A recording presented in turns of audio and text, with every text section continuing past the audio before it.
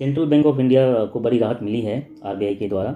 RBI ने central bank of India को उसके प्रदर्शन में सुधार को ध्यान में रखते हुए उसे पीसीए फ्रेमवर्क से बाहर कर दिया। हालांकि बैंकों की कामकाज की निगरानी अब भी जारी रहेगी। पीसीए यानी प्रॉम्प्ट करेक्टिव एक्शन फ्रेमवर्क। भारतीय रिजर्व बैंक ने सेंट्रल बैंक ऑफ इंडिया को बड़ी राहत दी है। जी हाँ, रिजर्व बैंक ने आरबीआई ने मंगलवार को ऐलान किया कि सेंट्रल बैंक ऑफ इंडिया को पीसीए फ्रेमवर्क के दायरे से बाहर किया जा रहा है। सेंट्रल बैंक ऑफ इंडिया देश का इकलौता सरकारी बैंक है जो पिछले 5 साल से पीसीए के दायरे में था। इसी खराब वित्तीय वर्ष की वजह से जून 2017 में पीसीए फ्रेमवर्क में रखा गया था। उस वक्त बैंक के एनपीए काफ़ी बढ़े हुए थे, जबकि रिटर्न ऑन एसेट्स आरओए बेहद कम थे। लेकिन पिछले कुछ अर्से के दौरान बैंक के कामकाज में लगातार सुधार देखने को मिला, जिसके बाद आरबीआई ने इसे राहत देने का फैसला किया। सेंट्रल बैंक ऑफ इंडिया के अलावा 2 और सरकारी बैंकों इंडियन ओवरसीज बैंक और यूको बैंक को भी आरबीआई ने पीसीए फ्रेमवर्क में रखा था, लेकिन उन्हें सितंबर 2021 में ही पीसीए से बाहर कर दिया गया था। आरबीआई ने समीक्षा के बाद ये फैसला किया है। उसके द्वारा जारी सर्कुलर में कहा गया कि पीसीए फ्रेमवर्क के तहत सेंट्रल बैंक ऑफ इंडिया के प्रदर्शन की बोर्ड ऑफ फाइनेंशियल सुपरविजन ने समीक्षा की।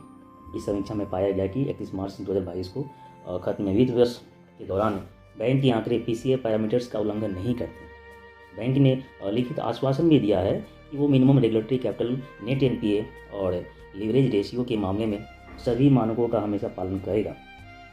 साथ ही उसने आरबीआई को अपने ढांचे और सिस्टम में किए गए उन सुधारों की भी जानकारी दी जिनसे बैंक के इस लक्ष्य को पूरा करने में लगातार मदद मिलेगी। आरबीआई के सर्कुलर के मुताबिक इन्हीं बातों को ध्यान में रखते हुए सेंट्रल बैंक ऑफ इंडिया को कुछ शर्तों के साथ पीसीए के तहत लागू पाबंदियों के दायरे से बाहर किया जा रहा है। हालांकि इसके बाद भी बैंक के कामकाज में लगातार निगरानी जारी रहेगी। सेंट्रल बैंक ऑफ इंडिया के प्रदर्शन में सुधार। जून 2022 में खत्म तिमाही के दौरान सेंट्रल बैंक के नेट प्रॉफिट में 14.2% की बढ़ोतरी दर्ज की गई थी।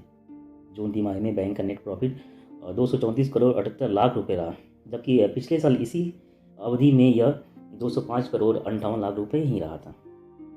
मीडिया में आई खबरों के मुताबिक पिछले कुछ समय से आरबीआई के सामने सेंट्रल बैंक ने अपने कामकाज की रिपोर्ट पेश की थी।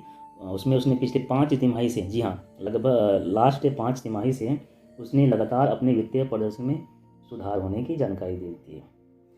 जहाँ तक बात है कि बैंकों को आखिर पीसीए के में रखने की नौबत आती क्यों है, जब वे खराब वित्तीय प्रदर्शन की वजह से return on asset, minimum capital, NPA से जुड़े रेगुलेटरी पैरामीटर्स को पूरा नहीं कर पाती, तब आरबीआई उन्हें पीसीए के दायरे में रखती है।